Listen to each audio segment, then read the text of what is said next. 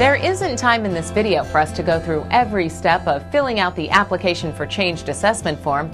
However, there are a few things you need to keep in mind. First, read the instructions on the back of the form very carefully.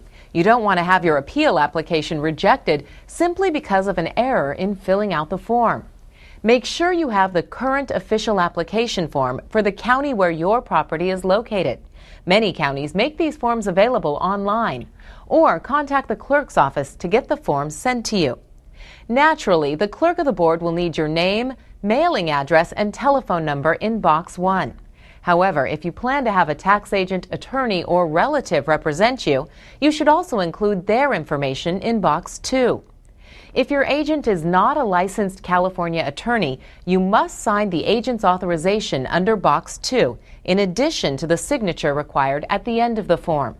It's very important that you correctly enter the assessor's parcel number and check off the type of property in Box 3 so that the county can identify the property assessment that you're challenging. Enter the assessor's roll value of your property in column A of Box 4. If you're unsure of the roll value of your property, contact the assessor's office. Also in Box 4, it's vital that you enter your opinion of value in column B. Your application cannot be processed without this information. Box 5 is where you indicate the type of assessment you're appealing and the roll year involved. Write the roll year of your appeal, which is typically the fiscal year that begins on July 1 of the year in which you file your appeal. Check the type of assessment box that applies to your appeal. Check regular assessment for a decline in value appeal or for a change in ownership or new construction appeal that is filed after 60 days of the mailing of the supplemental assessment notice or supplemental tax bill. Check supplemental assessment for a change in ownership or new construction appeal that is filed within 60 days of the mailing of the supplemental assessment notice or supplemental tax bill. If you're appealing a roll change, escape assessment, or calamity reassessment, check that box. Box 6 is another very important part of the form.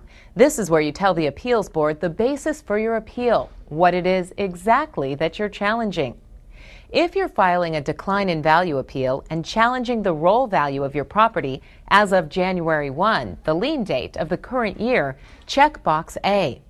If you're filing a change in ownership appeal and you're claiming that there was no change in ownership eligible for reassessment, check option B1. If you're filing a change in ownership appeal in which you are challenging the value placed on your property by the assessor, check option B2 and fill in the date of the change in ownership. If you're filing a new construction appeal in which you're claiming that there was no new construction that should have caused a reassessment, check option C1. If you're filing a new construction appeal in which you're challenging the value placed on the new construction by the assessor, check option C2 and fill in the date the new construction was completed. If your property was reassessed because new construction had been completed as of the lien date, enter January 1 of the current year. If you're filing a calamity reassessment, check Box D. Finally, be certain that you sign your application form.